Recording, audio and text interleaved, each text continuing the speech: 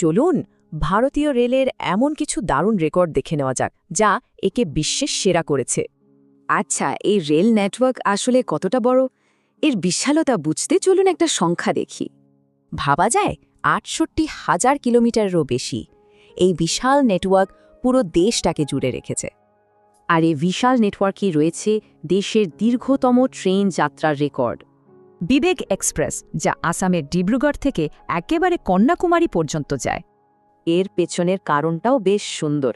স্বামী বিবেকানন্দের প্রতি শ্রদ্ধা জানাতেই এই উদ্যোগ। কিন্তু ব্যাপারটা শুধু দূরত্ব নিয়ে নয়, আসল চমক তো এর ইঞ্জিনিয়ারিংয়ে।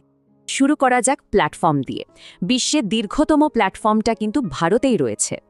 হ্যাঁ, ২০২৩-এ কর্ণাটকের হুব্বাল্লি জাংশন গোরখপুরকে পেছনে ফেলে এই রেকর্ডটা করে। প্ল্যাটফর্ম তো গেল, এবার আসা যাক অসাধারণ সব সেতুগুলোর কথায়।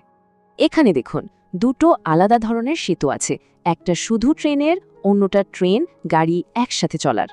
আর এবার যেটা আসছে সেটা হলো বিশ্বের সবচেয়ে উচ্চ রেল সেতু। জম্মু ও কাশ্মীরে চেনাব নদীর ৩৫৯ মিটার ওপরে তৈরি হয়েছে এই সেতুটা। এর আসল কারিগরি হলো আর্চ ডিজাইন, যা সেতুর পুরো ভারটা দুই প্রান্তে পাঠিয়ে দেয়। তবে এখানেই শেষ নয়। ভারতীয় রেলের নজর এখন ভবিষ্যতের গতির দিকে। মানে এমন ট্রেন যা ছুটবে ঘন্টায় ২৫০ কিলোমিটারেরও বেশি গতিতে। মুম্বাই আহমেদাবাদ রুটে ট্রেন চলবে ৩২০ কিলোমিটার ঘন্টা গতিতে। ভাবুন সময় কতটা বাঁচবে। শুধু একটাই নয়, এরকম আরও ৭টা নতুন করিডোর আসছে, যাতায়াতের সময় প্রায় অর্ধেক হয়ে যাবে।